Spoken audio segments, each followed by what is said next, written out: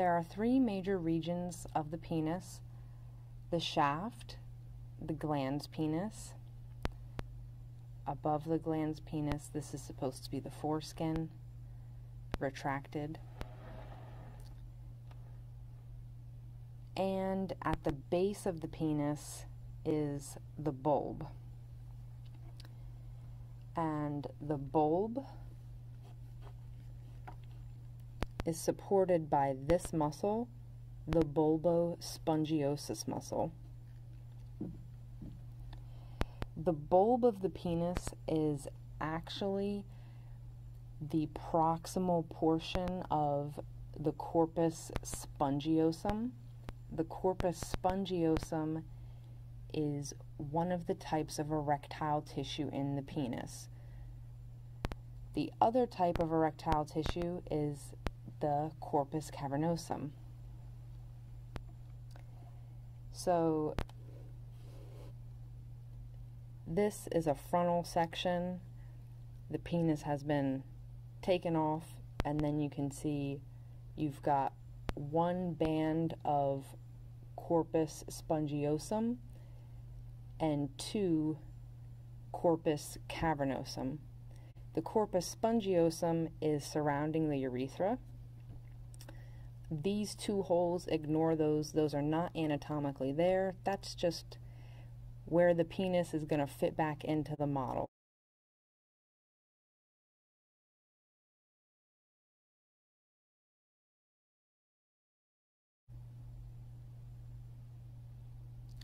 So this tube here is the urethra, and there are three regions of the urethra. Below the bladder, this is the prostate. So this portion of the urethra is the prostatic urethra. This wall of muscle here is the urogenital diaphragm, and running through it is the membranous urethra. And then the last part of the urethra, the longest part, is the spongy urethra because it's in the corpus spongiosum.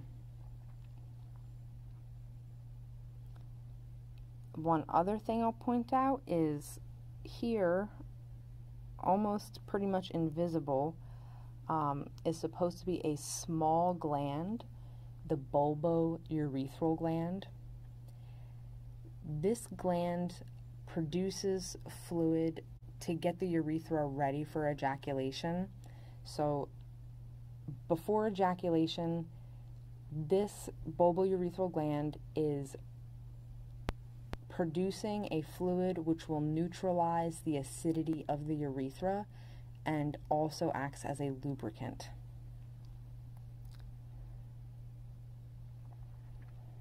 So now we're going to look at the testes.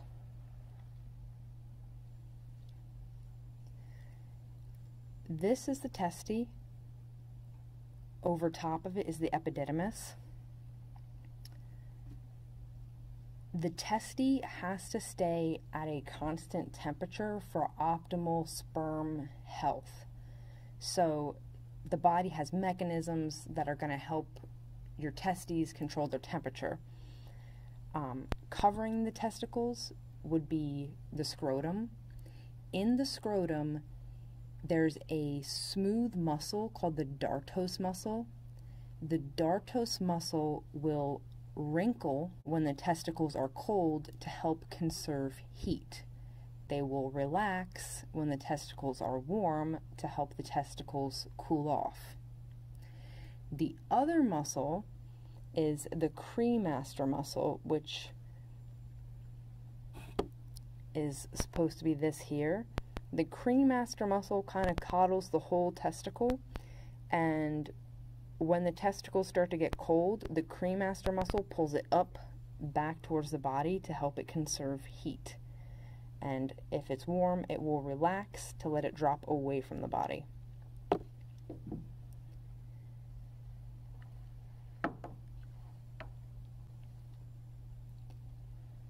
So we're going to look at the inside. Take this off.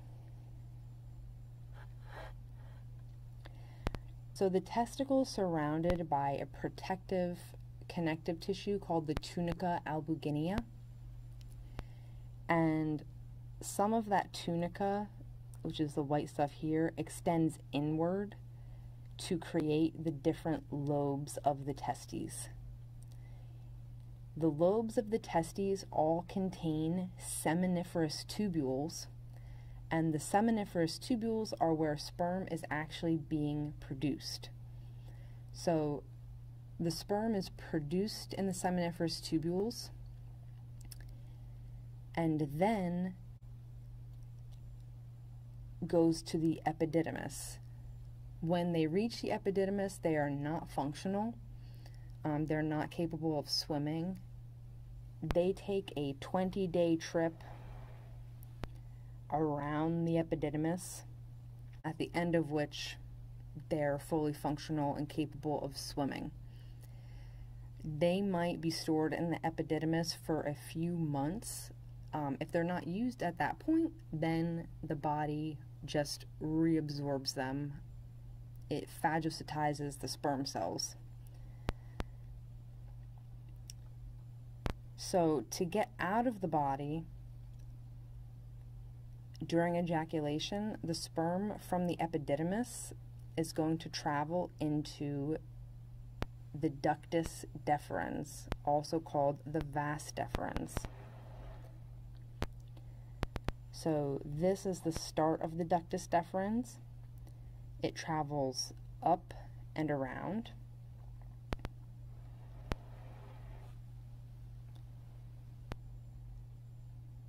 To here, and where it starts to widen out is the ampulla. But before the sperm can leave the body, it needs to be mixed with fluid. It needs to become semen. So this that's sitting on the back of the bladder is the seminal gland, also sometimes called the seminal vesicles. The seminal gland produces 70% of the semen, and it meets up with the vas deferens to form this duct here, which is the ejaculatory duct, which meets up with the prostatic urethra. So the prostate is also contributing fluid to the semen. It contributes the other 30%.